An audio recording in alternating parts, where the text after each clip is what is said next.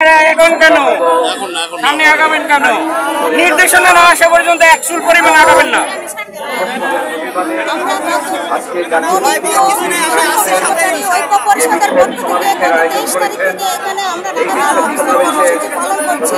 আমাদের এমপিও আদায়ের উদ্দেশ্যে আমরা দীর্ঘদিন ধরে বছরের পর বছর এর বিনিময়ে আমরা একটা টাকা বিনিয়োগ পাই না। আমরা আমাদের ন্যায্য দাবি আদায়ের উদ্দেশ্যে আমরা আমাদের ন্যায্য দাবি আদায়ের উদ্দেশ্যে এখানে অবস্থান করছি এবং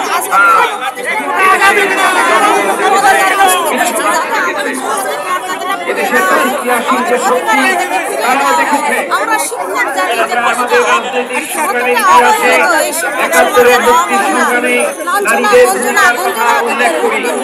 যে আমি বলবো জুলাই অভ্যুত্থানে যেভাবে আমাদের মেয়েরা আমাদের মায়েরা যেভাবে তারা গণতন্ত্রের জন্য লড়েছেন, ফ্যাসিবাদের বিরুদ্ধে লড়েছেন, সেটা অভূতপূর্ব।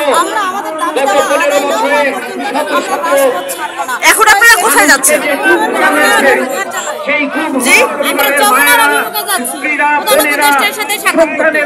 এটার কোনো পারমিশন দিয়েছে আপনাদের কেউ?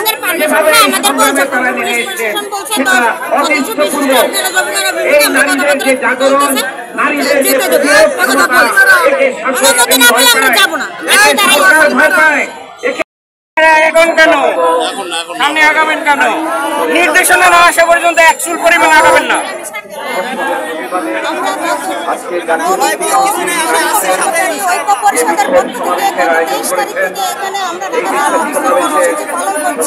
আমাদের এমপিও আদায়ের উদ্দেশ্যে আমরা দীর্ঘদিন ধরে বছরের পর বছর এর বিনিময়ে আমরা একটা টাকা বিনিয়োগ পাই না।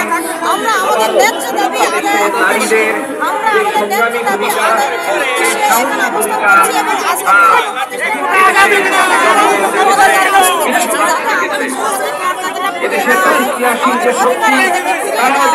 আমরা শিক্ষক জাতি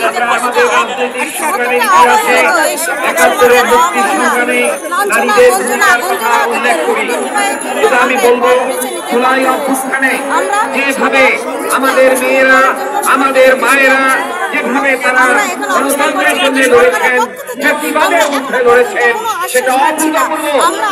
গত 15 বছরে এখন আপনারা কোথায় যাচ্ছেন?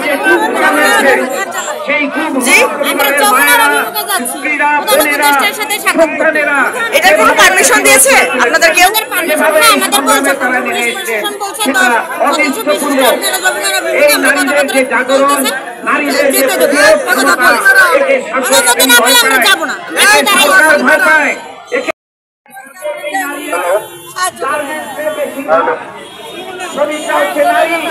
আর একটা বড় কারণ হচ্ছে তাদেরকে শোষণ করার সুযোগ থাকে। তারা যেভাবে প্রতিবাদ করে না সাধারণ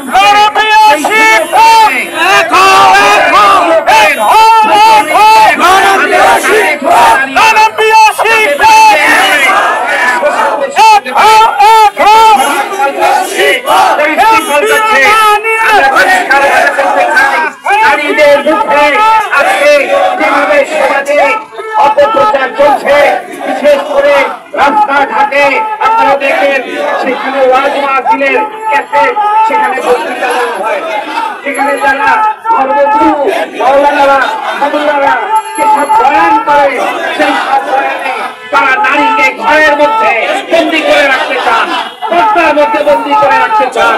পুরুষের হুকুমে এই ধর্মগুরুদের হুকুমে নারীদের চলতে হবে।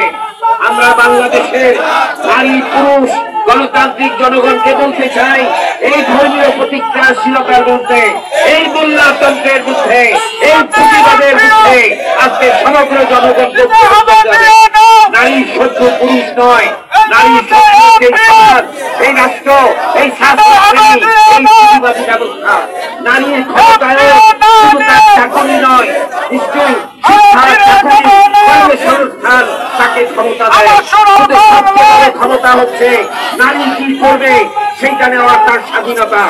আমাদের দেশে মেয়েদের স্বাধীনতা নয় যে তারা নিজেরা বাচ্চা ধারণ করবে, তাদের সিদ্ধান্ত অনুযায়ী বাংলাদেশের পরিবার এবং তার স্বামী কর্তা পুরুষ তার উপরে নির্ভর করে তিনি সন্তান গ্রহণ করবেন কি গ্রহণ করবেন না।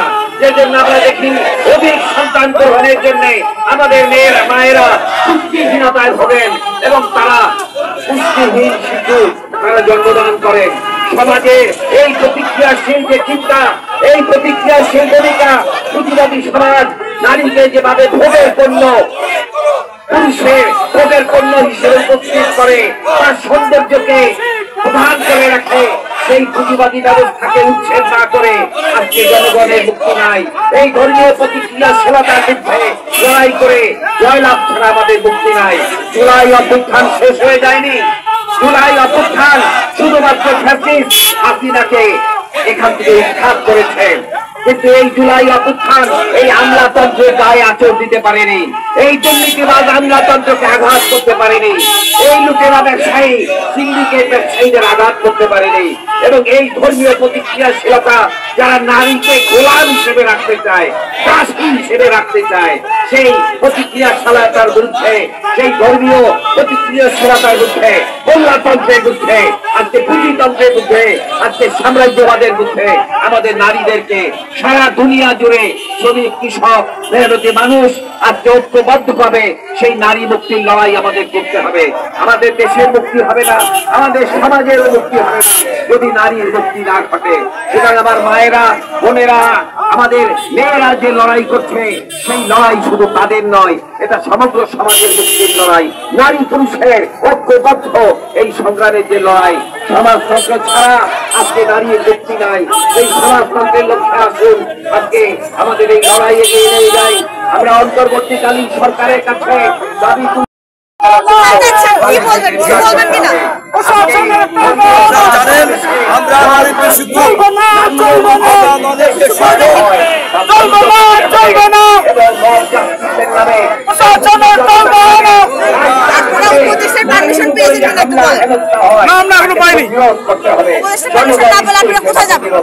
আমরা প্রশাসনের সাথে পুলিশ প্রশাসন কথা বলছেন, আমাদেরকে সচিবালয় শিক্ষা প্রতিষ্ঠানের সাথে সাক্ষাতের ব্যবস্থা করবেন, কিন্তু সেটারও আমরা কোনো এখন পর্যন্ত লক্ষণ পাচ্ছি না। হয়তো আমরা যমুনার মুখে পদযাত্রা করার জন্য বের হয়েছি। আমাদের পরবর্তী পদক্ষেপ কি? পরবর্তী পদক্ষেপ আমরা পদযাত্রা করবো। পদযাত্রা পরবর্তী যদি আমাদের শিক্ষা প্রতিষ্ঠানের সাক্ষাৎ না হয় তাহলে আমরা ব্যক্তিগত বসে পরবর্তী কর্মসূচি ঘোষণা করবো। দেখা না করে সেক্ষেত্রে কি করবেন? সেক্ষেত্রে আমাদের কর্মসূচি দেবো যাতে আমাদের সাথে দেখা করতে কথা বলতে বাধ্য হয়।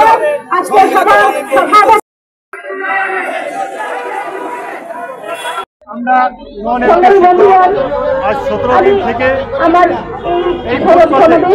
ঢাকার এই প্রেস ক্লাবের সামনে অবস্থান কর্মসূচি পালন করে যাচ্ছি। আমাদের প্রতিশ্রুতি না পাওয়ায় আমরা আন্দোলন চালিয়ে যাওয়ার আমরা এমপিও ছাড়া ঘরে ফিরবো না, এমপিও নিয়েই আমরা ঘরে ফিরতে চাই। এমন একটি দেশ এখানে বেতন নাই কিন্তু চাকরি আছে। আমরা নন এমপিও শিক্ষক, সরকার আমাদেরকে পাঠদানের অনুমতি দিয়েছে। আমরা দীর্ঘ সময় ধরে পাঠদান পরিচালনা করে যাচ্ছি। সরকারের প্রতিশ্রুতি রয়েছে আমরা প্রতি বছর এমপি পাবো, যে মোতাবেক আমাদেরকে প্রতি বছর বাজেটে অর্থ বরাদ্দ রাখা হয়, কিন্তু অর্থের বরাদ্দের ফাইল চাপা পড়ে থাকে, এমপিও হয় না, প্রতিষ্ঠানগুলো করানো হয় না।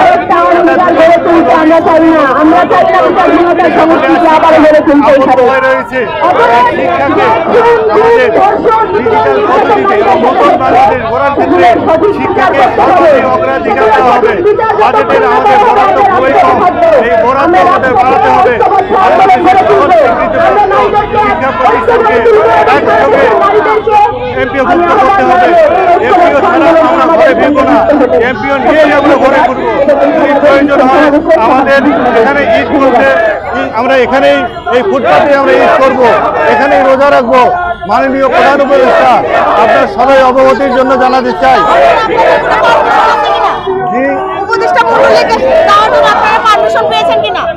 আমরা মাননীয় প্রধান উপদেষ্টা এবং শিক্ষা উপদেষ্টা মহোদয়ের কাছে বিনীত আবেদন রেখেছি। গতকাল আমরা শিক্ষা উপদেষ্টা মহোদয়ের সঙ্গে সাক্ষাতের জন্য পদযাত্রা করেছিলাম। আমাদেরকে আশ্বাস দেওয়া হয়েছিল আগামীকাল আজকে আমাদের সাক্ষাতের ব্যবস্থা করে দিবেন এবং আমাদের দাবি দাবাগুলো মেনে নেবেন, কিন্তু এখন পর্যন্ত এটা শুরু হয় নাই। আজকে আমাদের প্রধান উপদেষ্টার কার্যালয়ের উদ্দেশ্যে পদযাত্রা। আমরা প্রধান উপদেষ্টার সঙ্গে সাক্ষাৎ করতে চাই, আমাদের দাবিগুলো জানাতে চাই। মাননীয় প্রধান উপদেষ্টা, শিক্ষা উপদেষ্টা এবং শিক্ষা মন্ত্রণালয়ের সকল কর্মকর্তা কর্মচারীর প্রতি আমাদের নিবেদন, আপনারা মাসের 1 তারিখেই বেতন তুলেন, আপনারা ইফতারি করেন, রোজা রাখেন, আপনার পরিবার পরিজন নিয়ে সুখে শান্তিতে আছেন। আপনারা ঈদের বোনাস পেলে আপনাদের সন্তান সন্ততি পরিবার পরিজনের জন্য পোশাক কিনেন, আনন্দ করেন, কিন্তু আমাদের এই দীর্ঘ সময়ের মধ্যে থেকে কোনো বেতন আমাদেরকে প্রদান করে না। আমরা কিভাবে চলি, আমরা কিভাবে রোজা রাখি, কিভাবে ঈদ করি, তার খবর আপনারা রাখেন না। আপনারা এই সংশ্লিষ্ট দায়িত্বপ্রাপ্ত ব্যক্তি, আপনাদের জানা উচিত যে আমাদেরকে স্বীকৃতি দিয়েছেন, দীর্ঘদিন ধরে আমরা প্রতিষ্ঠান চালাচ্ছি, আমরা আর কতদিন চালাতে পারি বিনা বেতনে শিক্ষা প্রতিষ্ঠানগুলোকে। আমাদের প্রতি একটা স্বনির্বদ্ধ অনুরোধ, আপনারা যারা সাংবাদিক ভাইরা আছেন, আমাদের জাতির কাছে প্রশ্ন যে আমরা আর কিভাবে আমাদের পরিবার পরিজন নিয়ে আমরা সংসার পরিচালনা করব। সমাজের কাছে আমরা অবহেলিত।